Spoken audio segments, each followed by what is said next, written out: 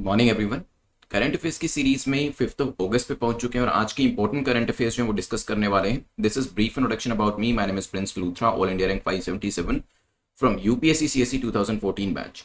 Very series जो है उसे आप ज्वाइन कर सकते हैं exam.netmock.com के ऊपर। जल्दी से आज के टॉपिक्स जो हैं 10 टॉपिक्स आज हम डिस्कस करने वाले हैं, उसके लिए एक बार टारगेट अपना सेट कर लेते हैं। तो यूजुअली जो 10 क्वेश्चंस होते हैं इसमें नेगेटिव मार्किंग आपकी नहीं रहती, लेकिन जो आपका कट ऑफ स्कोर रहता है वो 6 का रहता है। मतलब आपको 6 एमसीक्यूज ठीक करने हैं to stay over and above the cut off. यहाँ पर अगर कम भी स्कोर आता है even that can be improve, क्योंकि जब आप यहाँ पर एमसीक्यूज को सोल्व करना शुरू करते हैं, अभी रिसेंटली आपने लेक्चर्स देखने शुरू करें, तो स्टार्टिंग में जो परफॉर्मेंस है हो सकता है वो 6 मार्क्स से नीचे आए, लेकिन धीरे धीरे ये इंप्रूव हो जाएगी। जैसे बाकी सारे स्टूडेंट्स पिछले 1.5 साल से 2 साल से जो करंट अफेयर्स है उसको देख रहे हैं और ग्रेजुअली उन्होंने अपनी परफॉर्मेंस को यहाँ पर इंप्रूव किया। तो यही चीज आप ही कर सकते हैं, but for that to happen you have to be very very consistent in solving this MCQs. तो एमसीक्यूज जो है कंसिस्टेंट बेसिस पे सॉल्व करेंगे तो यहां पर इंप्रूवमेंट जो है वो हो जाएगा। जल्दी से टारगेट मुझे बताएं कितना आप स्कोर करने वाले हैं आउट ऑफ 10 कमेंट सेक्शन के अंदर, फिर हम अपने पहले क्वेश्चन के ऊपर मूव करेंगे। चलिए, सो यहां पर पहला क्वेश्चन जो है वो है सबकी योजना सबका विकास। ये अभी रिसेंटली न्यूज में था, पूछा गया है कि ये किसके से संबंधित है। तो ये जो कैंपेन चलाया जा रहा है क्या ये पंचायत से रिलेट करता है, SC ST से रिलेट करता है, विमेन से रिलेट करता है, या फिर इकोनॉमिक एंड वीकर सेक्शन से रिलेट करता है। ये टाइम पीरियड है आपका, 10 सेकंड का टाइम मैंने स्टार्ट कर दिया है। कोशिश करें विद इन 10 सेकंड्स में कमेंट सेक्शन के अंदर आंसर करने की। यहां पर फिर हम डिस्कस करेंगे इसको। अंडर आर्टिकल 243 बताइए, आर्टिकल 243 कॉन्स्टिट्यूशन का किससे रिलेट करता है? 243वां आर्टिकल और 243G more specifically of the constitution, panchayats have been mandated for preparation and implementation of plans for economic development and social justice. Panchayat को यह काम दिया है कि ये इकोनॉमिक डेवलपमेंट जो करना है और सोशल जस्टिस को जो इंश्योर करना है, ये काम जो है पंचायत को दिया गया है। यहां पर इसी चीज को ध्यान में रखते हुए, इसी एम को ध्यान में रखते हुए पीपल्स प्लान कैंपेन जिसका नाम रखा गया है सबकी योजना सबका विकास, जो है ये इंक्लूसिव और holistic preparation of gram panchayat के डेवलपमेंट प्लान के लिए लेकर आया गया है। ये चीज ध्यान रखिएगा। रिसेंटली दोबारा से न्यूज में था, वैसे इसे लॉन्च किया गया था गांधी जयंती वाले दिन 2 अक्टूबर 2020 को, और 31 जनवरी 2021 तक का टाइम इसके लिए दिया गया था। तो ये किससे रिलेट करता है? आंसर होगा ए, पंचायत से रिलेट करता है। ध्यान रखिएगा, सबकी योजना सबका विकास। और जैसे ही यहाँ पे सबकी योजना सबका विकास है तो कंफ्यूजन हो सकता है कि हो सकता है बैकवर्ड सेक्शन के लिए हो या फिर विमेन सेक्शन के लिए हो, इकोनॉमिक एंड वीकर सेक्शन के लिए हो, बट ऐसा नहीं है। This is for everybody. Panchayat को लेकर इसे लेकर आया गया था। ऑब्जेक्टिव क्या है? ऑब्जेक्टिव ऑफ सबकी योजना सबका विकास ब्रॉडली इंक्लूड कि हमें क्या करना है, जो इलेक्टेड रिप्रेजेंटेटिव होते हैं। आपने पंचायत सीरियल जो है, जो आपकी यहाँ पे वेब सीरीज है वो जरूर देखी होगी, तो उसके अंदर जो पूरा प्रधानपति का कॉन्सेप्ट है वो भी यहाँ पर बताया गया है, विच इज अ रियलिटी। जब आप यहाँ पे एज एन ADM ज्वाइन करेंगे, DM ज्वाइन करेंगे या DM बनेंगे, तब आपको इसके बारे में और भी फर्स्ट हैंड इंफॉर्मेशन मिलेगी। यहाँ पर यही है कि जो इलेक्टेड रिप्रेजेंटेटिव होते हैं उनको यहाँ पर स्ट्रेंथन करना है, उनको इंप्रूव करेंगे। अगर इलेक्टेड रिप्रेजेंटेटिव जो होते हैं उनको अपनी जिम्मेदारियों के बारे में पता होगा, देन डेफिनेटली पंचायत सही तरीके से काम कर सकेगी और जो आसपास के रहने वाले लोग हैं उनको ज्यादा से ज्यादा जो बेनिफिशियरीज है फायदा पहुंचाया जा सकेगा। चलते हैं यहां से आगे बढ़ते हुए नेक्स्ट क्वेश्चन को देखते हैं, विच इज क्वेश्चन नंबर 2, जो कि नेशनल चाइल्ड लेबर प्रोजेक्ट को लेकर है। पूछा गया नेशनल चाइल्ड लेबर प्रोजेक्ट को लेकर बताएं करेक्ट स्टेटमेंट आपकी कौन सी है। ये एक सेंट्रल सेक्टर स्कीम है, हो सकता है। Under this scheme the children in the age group of 9 to 14 years are withdrawn from work. इस स्कीम के अंतर्गत जो 9 से 14 साल की आयु के बच्चे हैं उनको काम से विड्रॉ किया जाता है, मतलब काम नहीं करने दिया जाता। आपके पास 10 सेकंड है, सोचिए इसके बारे में। NCLP अभी रिसेंटली न्यूज में थी, नेशनल चाइल्ड लेबर प्रोजेक्ट, किससे रिलेट करता होगा ये? सो NCLP सबसे पहले तो जान लीजिए, yes it is a central sector scheme. Central sector और सेंट्रली स्पॉन्सर्ड में क्या डिफरेंस होता है? Central sector scheme is the one जहां पर पूरा सेक्टर ही सेंटर का होता है, मतलब पैसा पूरा सेंटर केंद्र सरकार के द्वारा दिया जाता है। In the case of centrally sponsored, centre and state government जो है वो एक रेशो में, the ratio could be 60-40, the ratio could be 75-25, उस रेशो के अंदर प्रोजेक्ट को फाइनेंस करते हैं।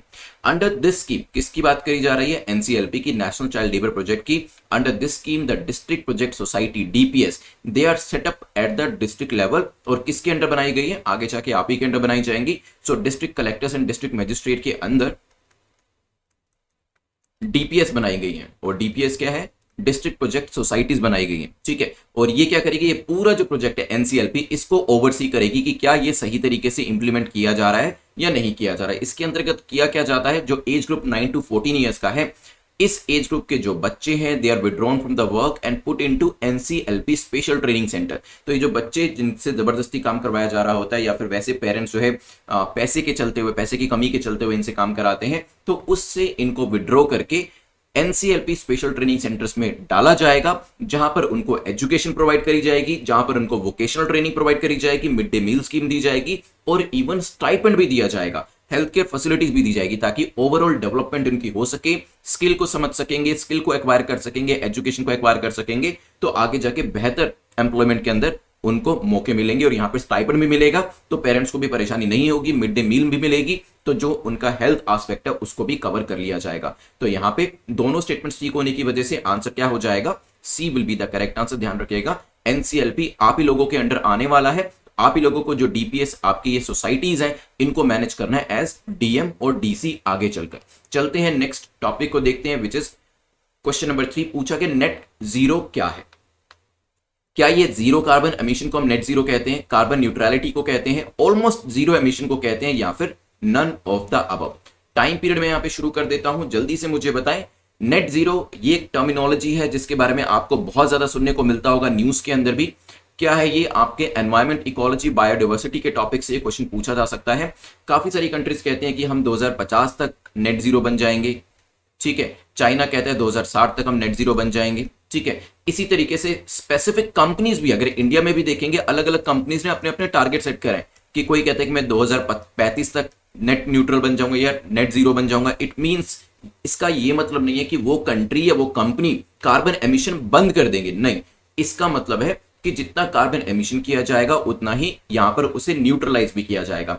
इंडिपेंडेंट चैरिटेबल ऑर्गेनाइजेशन ऑक्सफैम ने कहा है कि देखिए, नेट जीरो कार्बन टारगेट्स तो काफी सारी कंट्रीज सेट कर रही हैं, लेकिन ये कहीं ना कहीं एक डिस्ट्रैक्शन के तौर पे भी काम कर सकता है, क्योंकि कार्बन एमिशन जो कट करना है उसके ऊपर ध्यान नहीं दिया जा रहा। तो यहां पे जब हम नेट जीरो की बात करते हैं, डजंट मीन कि कार्बन एमिशन बिल्कुल जीरो हो जाएगा या जीरो के आसपास हो जाएगा। इट मींस जो यहां पर कार्बन को एमिट किया जा रहा है उसको न्यूट्रलाइज किया जाएगा, उतना एब्जॉर्प्शन किया जाएगा। तो मतलब वो कंट्री जितना कार्बन फैलाने के लिए रिस्पॉन्सिबल है उतना वो एब्जॉर्ब भी कर रही है, तो उसकी रिस्पॉन्सिबिलिटी जो है कहीं ना कहीं बैलेंस हो जाती है। आंसर क्या हो जाएगा, B will be the correct answer, क्योंकि सेकंड ऑप्शन यहां पर करेक्ट हो जाता है। चलिए ध्यान रखिएगा, चलते हैं क्वेश्चन नंबर 4 के ऊपर, जो कि बात करता है स्टार लाइनर को लेकर। पूछा कि स्टार लाइनर को लेकर बताइए करेक्ट स्टेटमेंट क्या है। पहली स्टेटमेंट कहती है ये एक रीयूजेबल रॉकेट है, हो सकता है ये स्पेस एक्स को बिलोंग करता है, this is also a possibility. ये नासा का एक मिशन है जो कि कमर्शियल क्रू प्रोग्राम का पार्ट है। टाइम मैं शुरू कर देता हूं, जल्दी से मुझे बताएं। स्टार लाइनर के बारे में सुना होगा आपने, अभी रिसेंटली लॉन्च जो है इसको लेकर बातचीत चल रही थी इसको लेकर। अभी देखते हैं यहाँ पर आंसर क्या होगा।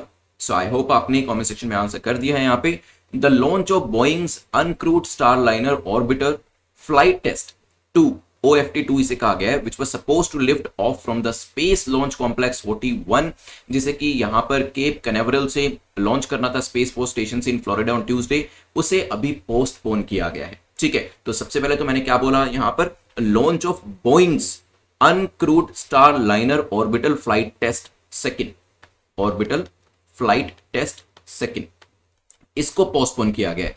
और मैंने ये भी कहा कि ये बोइंग का है, अनक्रूड है, तो क्या ये स्पेसएक्स का है, तो सेकंड स्टेटमेंट यहीं पे इनकरेक्ट हो जाती है। इट बिलोंग्स टू, किससे बिलोंग करता है, बोइंग से बिलोंग करता है।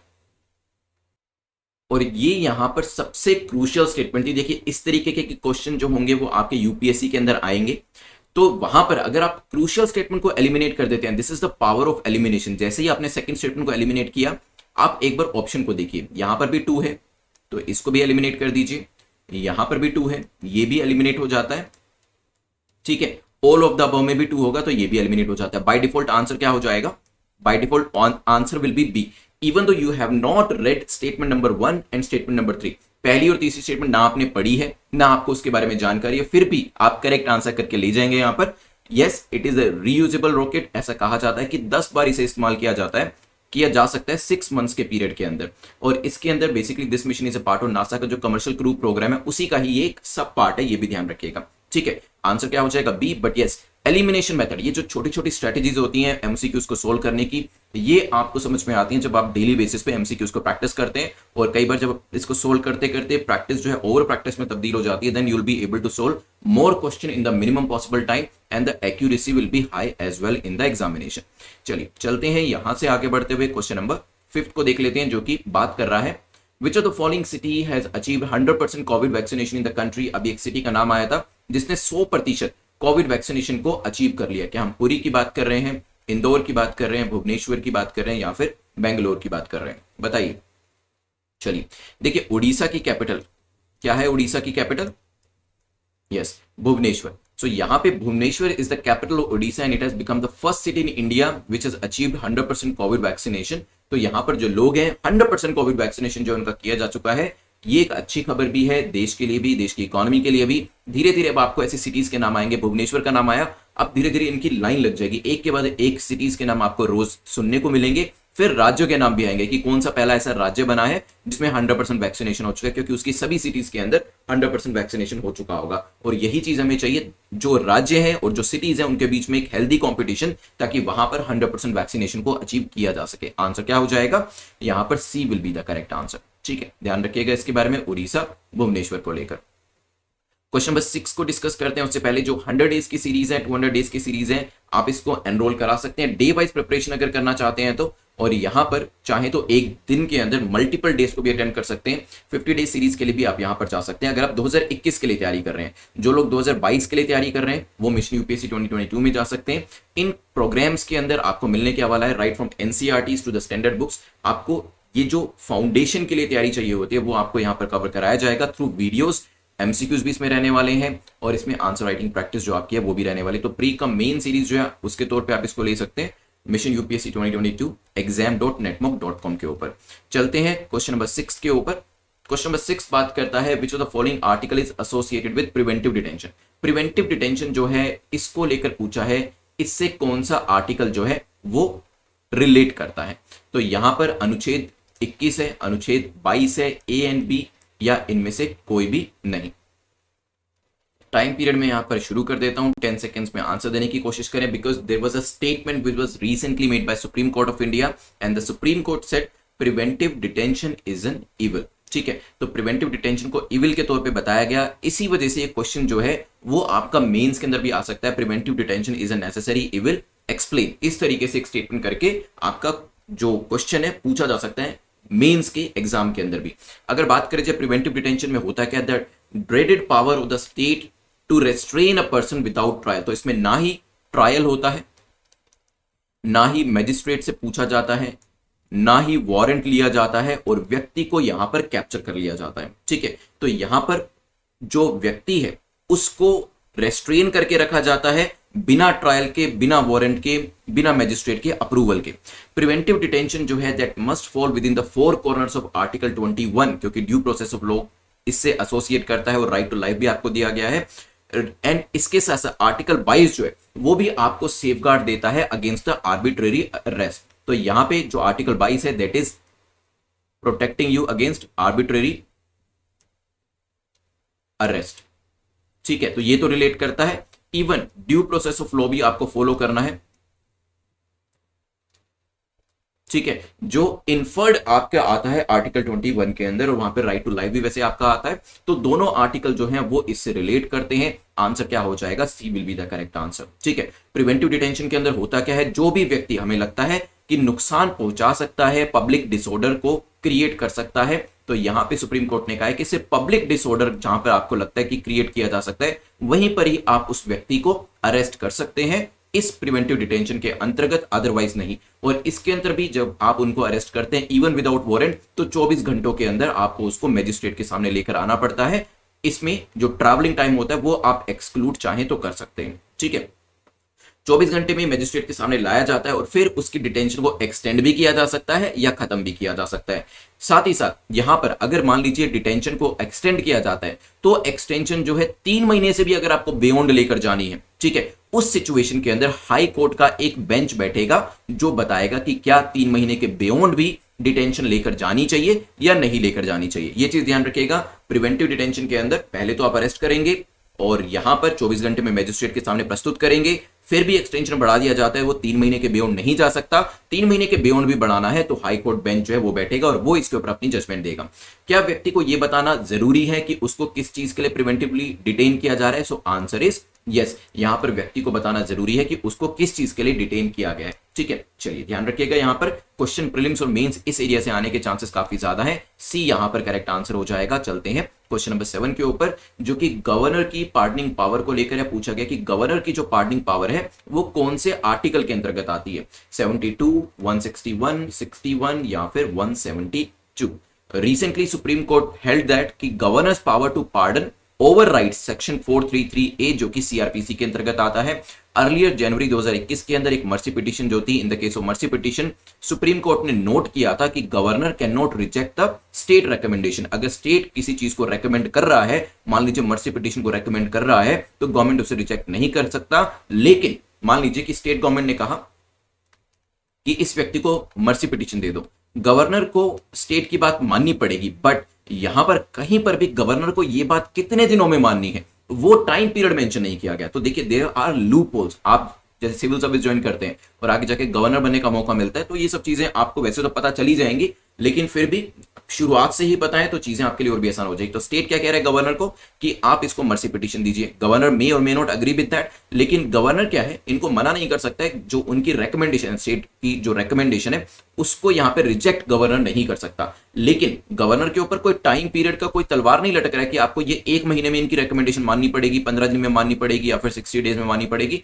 गवर्नर स्टेट गवर्नमेंट को कह सकता है कि ठीक है आपने रेकमेंडेशन दी है, अच्छी बात है, बट यहां पर मानना कितने टाइम में है वो टाइम पीरियड तो प्रिस्क्राइब नहीं है। तो इस लूप होल को गवर्नर के द्वारा यूज किया जा सकता है। Under article 72 of the constitution president के पास पार्डन करने की, रिप्रीव करने की, रिस्पाइट करने की, रिमिशन करने की पावर होती है। तो आर्टिकल 72 तो वैसे ही निकल जाता है क्योंकि आर्टिकल 72 प्रेसिडेंट ऑफ इंडिया के पास होता है। और यहां पे अगर बात करें जो आर्टिकल 161 जो है वो गवर्नर के पास होता है पार्डन को लेकर। ठीक है, चलिए ध्यान रखिएगा, आंसर यहां पर आपका बी हो जाएगा। सुप्रीम कोर्ट हेल्ड कि governor of the state can pardon prisoners. ठीक है, जिन लोगों की जो सजा है 14 साल उन्होंने कंप्लीट कर ली है, इवन जिनकी 14 साल सजा कंप्लीट नहीं हुई है उनको भी पार्डन यहां पर किसके द्वारा किया जा सकता है? गवर्नर के द्वारा। यहां पे क्वेश्चन पूछा जा सकता है कि which of the following statement is और are correct about the pardoning power of the governor. Governor can pardon the prisoner जिन्होंने 14 साल की सजा जो है वो कंप्लीट नहीं करी। तो ये स्टेटमेंट भी आपकी ठीक हो जाएगी, ध्यान रखिए। तभी मैं आपको ये एक्स्ट्रा इंफॉर्मेशन दे रहा हूं कि governor of a state can pardon prisoners even before they have served a minimum 14 years of prison sentence. तो 14 साल की जो सजा है वो नहीं कंप्लीट करी, उससे पहले भी पार्डनिंग पावर को यूज किया जा सकता है। Governor power to pardon override करती है सीआरपीसी के 433A को, जो मैंडेट करता है कि प्रिजनर जो है उसको जो सेंटेंस है वो 14 साल की कंप्लीट करनी है, उसके बाद ही कुछ किया जा सकता है। लेकिन गवर्नर इस 433A को ओवरराइड कर जाते हैं, ये ध्यान रखिएगा। ठीक है, सो यहां पर 433A क्या कहता है कि भाई पहले 14 साल की सजा पूरी करो, उसी के बाद कुछ मर्सी पिटीशन की बात होगी, क्योंकि क्राइम करके आया तो मिनिमम सजा तो यहां पर आपको फेस करनी पड़ेगी। लेकिन गवर्नर की जो पावर है that is more than 433A। It means कि 14 साल की सजा आपने कंप्लीट करी या नहीं करी, फिर भी गवर्नर आपकी हेल्प कर सकते हैं। ठीक है, चलिए नेक्स्ट क्वेश्चन पे चलते हैं जो कि 8th शेड्यूल को लेकर है। 8th शेड्यूल काफी ज्यादा न्यूज में आजकल, पूछा गया बताएं इसको लेकर करेक्ट स्टेटमेंट क्या है। इसके अंदर 22 लैंग्वेजेस इंक्लूड करती हैं। आज के टाइम में हो सकता है शुरुआती दिनों में जब इसे लाया गया था इसमें शुरुआती दिनों में 14 लैंग्वेजेस थी, हो सकता है तुलु एक रिसेंटली एडेड लैंग्वेज है 8th शेड्यूल के अंदर। टाइम पीरियड मैं शुरू कर देता हूं, आंसर करने की कोशिश करें। रिसेंटली हमारे जो यूनियन मिनिस्टर ऑफ एजुकेशन है, यूनियन मिनिस्टर ऑफ एजुकेशन का नाम मुझे कमेंट सेक्शन में बताइएगा, उन्होंने लोकसभा को इन्फॉर्म किया है कि हमारे जो 8th शेड्यूल है इसके अंदर जो भाषाएं हैं, यस इसके अंदर 22 भाषाएं हैं, यस इसके अंदर शुरुआती दिनों में 14 लैंग्वेजेस थी, इनको बढ़ाने के लिए, इनको प्रमोट करने के लिए सरकार बहुत ज्यादा कदम उठा रही है। ठीक है, ये जो है लोकसभा के अंदर हमारे मंत्री के द्वारा कहा गया है। Tulu is the recently added language, answer is no. Even though Twitter के ऊपर एक ट्रेंड चला था जिसमें तुलु लैंग्वेज को ऐड करने की बात करी जा रही थी, लेकिन इसको अभी तक ऐड नहीं किया गया। ध्यान रखिएगा, आंसर क्या हो जाएगा यहां पर, A will be the correct answer. तो यहां पे जो 22 लैंग्वेजेस हैं उनके नाम भी आपको पता होने चाहिए। शुरू के अंदर 14 लैंग्वेजेस थी और उसके बाद यहाँ पर रिसेंटली जो है फिर धीरे धीरे और लैंग्वेजेस इसमें ऐड करी गई, जैसे कि स्टार्टिंग में 14 थी, फिर इसके अंदर सिंधी भाषा को ऐड किया गया 21st अमेंडमेंट 1967 के थ्रू, फिर कोंकणी, मणिपुरी, नेपाली लैंग्वेज जो थी 71वीं अमेंडमेंट के थ्रू 1992 में ऐड करी गई। ठीक है, फिर BDMS करके याद रखिएगा, बोडो डोगरी मैथिली एंड सांथली जो थी उनको यहां पर ऐड किया गया 92nd अमेंडमेंट से 2004 के अंदर। ठीक है, तो यहां पे 14 + 1 15 + 3 18 + 4 22 लैंग्वेजेस हो गई। शुरू में 14 थी और ऐड करते करते इसके अंदर कितनी लैंग्वेजेस होगी, 22 लैंग्वेजेस हो गई। पहली जो लैंग्वेज ऐड करेगी 21st अमेंडमेंट के थ्रू, सेकंड जो ऐड करेगी 71st अमेंडमेंट के थ्रू, थर्ड जो ऐड करेगी वो 92nd अमेंडमेंट के थ्रू ऐड करेगी। क्या अमेंडमेंट आपको पता होनी चाहिए? देखिए कर लीजिए, कई बार पूछ लिया जाता है ये चीजें। वैसे जो ईयर होते हैं यूपीएससी ईयर तो नहीं पूछता, डेट्स नहीं पूछता है, लेकिन हाँ अमेंडमेंट कई बार पूछ ली जाती है। और कई बार अगर मेंस के अंदर क्वेश्चन आता है वहां पर भी अगर आप अमेंडमेंट लिखेंगे तो एक जो इवेल्युएटर होगा उसके ऊपर अच्छा इंप्रेशन आपका पड़ने वाला है। चलते हैं नेक्स्ट टॉपिक के ऊपर जो कि एक रिवर को लेकर है। पूछा कि लक्ष्मण तीर्थ is a right bank tributary हो। लक्ष्मण तीर्थ जो है वो किसकी राइट बैंक ट्रिब्यूटरी है? गोदावरी की, कावेरी की, नर्मदा की, गंगा की। जिसकी राइट बैंक ट्रिब्यूटरी है वो नदी काफी न्यूज में थी अभी, तभी यहां पर एक क्वेश्चन बनाया गया है। जो रिवर है लक्ष्मण तीर्थ, ये एक राइट बैंक ट्रिब्यूटरी है किसकी? बताएं, हिंट दूं क्या आपको? So it originates in Brahmagiri hills, Kodagu, Coorg के अंदर एंड लेटर जो है ये कावेरी को कृष्ण राजा सागर के अंदर, लेक के अंदर ये कृष्ण, जस्ट अ सेकेंड यहां पे लिख देता हूं, कृष्ण राजा सागर, कृष्ण राजा सागर लेक जो कर्नाटक के अंदर है वहां पर ज्वाइन कर दिया। तो correct answer is B, Kaveri. तो लक्ष्मण तीर्थ जो है राइट बैंक ट्रिब्यूटरी है कावेरी की। लक्ष्मण तीर्थ फॉल्स और द इरुपु फॉल्स, तो लक्ष्मण तीर्थ फॉल्स जो है इसको इरुपु फॉल्स भी कहा जाता है। ये टूरिज्म के पर्सपेक्टिव से काफी इंपॉर्टेंट लोकेशन जो है मानी जाती है। इस रिवर को लेकर, क्योंकि नाम लक्ष्मण तीर्थ रिवर है, एक लेजेंड भी इसके साथ एसोसिएट किया जाता है। और मोस्ट फेमस इसके अंदर जो है वो है राम और लक्ष्मण जब ब्रह्मगिरी हिल्स पहुंचे थे सीता को ढूंढते हुए, तो यहाँ पे जो राम थे उनको जब प्यास लगी तो लक्ष्मण जो थे, लक्ष्मण ने एक एरो जो था वो हिल के अंदर मारा और वहां से ही जो नदी थी उसने निकलना शुरू किया। तो जो लॉर्ड राम है, लक्ष्मण है और जो सीता जी हैं उनको लेकर एक लेजेंड जो है वो भी इससे एसोसिएट करता है, ध्यान रखिएगा। बी हमारा यहां पर करेक्ट आंसर हो जाएगा। चलिए, सो दिस इज लक्ष्मण तीर्थ रिवर, कावेरी को ज्वाइन करती है, राइट बैंक ट्रिब्यूटरी है, ध्यान रखिएगा। चलते हैं आज के लास्ट क्वेश्चन के ऊपर जो अगेन रिवर को लेकर है, जो कि खरकई रिवर को लेकर है। पूछा गया खरकई रिवर को लेकर बताइए करेक्ट स्टेटमेंट आपकी कौन सी है। पहली स्टेटमेंट कहती है कि ये उड़ीसा में निकलती है, हो सकता है, और ये सुवर्ण रेखा को मर्ज करती है। मैं टाइम पीरियड यहां पर शुरू कर देता हूं, आप सोचिए इसके बारे में। खरकई रिवर जो है एक ईस्टर्न इंडिया की रिवर है, one of the major tributaries मानी जाती है ये किसकी? सुवर्ण रेखा की। तो यस, सेकंड स्टेटमेंट यहां पर करेक्ट हो जाती है आपकी। एंड मयूरभंज डिस्ट्रिक्ट उड़ीसा से ये निकलती है, अराइज करती है ऑन द नॉर्दर्न स्लोप्स, जो आपका यहां पर दरबार मेला पर्वत है वहां से, और इवेंचुअली ये नॉर्थ वेस्ट जमशेदपुर के अंदर आपकी सुवर्ण रेखा के साथ मर्ज कर जाती है। ये ध्यान रखिएगा, दोनों स्टेटमेंट्स ठीक होने की वजह से आंसर क्या हो जाएगा यहाँ पर? C will be the correct answer. 10 question हमारे कंप्लीट हो गए हैं। मैं एक बार आपको दिखा देता हूँ ये। So this is the location Kharkai river की, ध्यान रखिएगा। अभी मैं आपको 2 मिनट के अंदर रिवाइज करूंगा। Please do like and share the video because that will help our team as well. 2 minute के अंदर हम रिवीजन करेंगे और it is going to be the active revision. Active revision का मतलब क्वेश्चन मैं आपसे पूछूंगा, आप उसका कमेंट सेक्शन में आंसर करते रहिएगा, और जो चीजें मैं नहीं भी पूछता वो भी आपको याद आती हैं, इस जो भी क्वेश्चन स्क्रीन के ऊपर है उसको लेकर वो भी आप आंसर करिएगा। जल्दी से मुझे बताएं, सबकी योजना सबका विकास किससे एसोसिएट करता है? मैंने आपको आर्टिकल 243 जी के बारे में बताया था, जिसमें पंचायत जो है वो क्या करेगी? इकोनॉमिक डेवलपमेंट और सोशल जस्टिस का काम जो है वो इसके द्वारा किया जाएगा। तो पंचायत से रिलेट करता है, पंचायत के जो रिप्रेजेंटेटिव है उनको स्ट्रेंथन करने की बात भी इसके अंदर करी गई है। देन हमने एनसीएलपी के बारे में डिस्कशन किया था, ये क्या है? Yes, it is a central sector scheme. बच्चों की एज क्या थी इसके अंदर? और इसके अंदर जो डीपीएस था, डिस्ट्रिक्ट प्रोजेक्ट सोसाइटी, उनको हेड कौन करेगा बताइए? तो यहाँ पर 9 से 14 साल बच्चों की आयु रखी गई है, जिनको की ट्रेनिंग दी जाएगी, स्टाइपेंड दिया जाएगा, मिड डे मील स्कीम दी जाएगी और एजुकेशन दी जाएगी। डीपीएस को हेड आप ही लोग करने वाले हैं और यहाँ पर ओवरसी करेंगे पूरे प्रोजेक्ट का इंप्लीमेंटेशन। इसके बाद नेक्स्ट हमारा डिस्कशन हुआ था नेट जीरो को लेकर। तो अलग अलग कंट्रीज एंड कंपनीज अपने अपने टारगेट के साथ आ रही हैं। क्या है ये, जल्दी से बताएं? Yes, it is carbon neutrality, कि जितना हम रिस्पॉन्सिबल है कार्बन को एमिट करने के लिए, उतना कहीं ना कहीं हम उसे रिस्पॉन्सिबिलिटी को ले भी रहे हैं। फिर हमारा डिस्कशन इससे आगे बढ़ते हुए हुआ था स्टार लाइनर को लेकर। कौन सी कंपनी लेकर आई है, जल्दी से बताएं स्टार लाइनर को? सो ये रीयूजेबल रॉकेट है, 10 बार यूज किया जा सकता है, और नासा का जो क्रू मिशन है उसका ये सब पार्ट के तौर पे काम करेगा। बोइंग इसको लेकर आया है, ये चीज भी ध्यान रखिएगा। रिसेंटली जो प्रोजेक्ट है इसको पोस्टपोन किया गया था। फिर हमारा डिस्कशन है 100% कोविड वैक्सीनेशन को लेकर हुआ था, और ये कहां पर हुआ है, उड़ीसा के भुवनेश्वर के अंदर। ध्यान रखिएगा, धीरे धीरे अभी बाकी सिटीज और बाकी राज्य जो है उनके नाम भी यहां पर आना शुरू हो जाएंगे। चलते हैं यहां से आगे बढ़ते हुए, जो वेरियस सीरीज हैं आप इसे exam.netmock.com या netmock.com पर जाकर एनरोल कर सकते हैं, देख सकते हैं कि क्या क्या चीजें इसमें कवर करी जाएंगी। So these series will help you enormously in your preparation. आपकी प्रिपरेशन को एक एज जो होती है वो देने का काम ये सीरीज जो है करेंगी। चलते हैं क्वेश्चन नंबर 6 के ऊपर, जो कि प्रिवेंटिव डिटेंशन को लेकर है। Supreme court made a very good statement कि प्रिवेंटिव डिटेंशन जो है सिर्फ पब्लिक डिसऑर्डर के केस में आप यूज कर सकते हैं, अदरवाइज इसका मिसयूज जो है वो टाइम एंड अगेन देखने को मिलता है। क्या इसमें वारंट की जरूरत पड़ती है, यस और नो, आंसर करें कमेंट सेक्शन में। व्हाट अबाउट ट्रायल, नहीं, देखिए ना ही ट्रायल की जरूरत पड़ती है, ना ही इसके अंदर वारंट की जरूरत पड़ती है। डायरेक्टली व्यक्ति को यहां पर अरेस्ट कर लिया जाता है और 24 घंटे के अंदर मजिस्ट्रेट के सामने प्रस्तुत करना होता है। If the preventive detention is extended, it can be extended up to 3 months, and before if you want to go beyond 3 months, 3 महीने के बियॉन्ड जाके आपको उसे रिटेन करना है, तो उस केस के अंदर जो हाई कोर्ट का बेंच है उसको यहां पर बिठाया जाता है।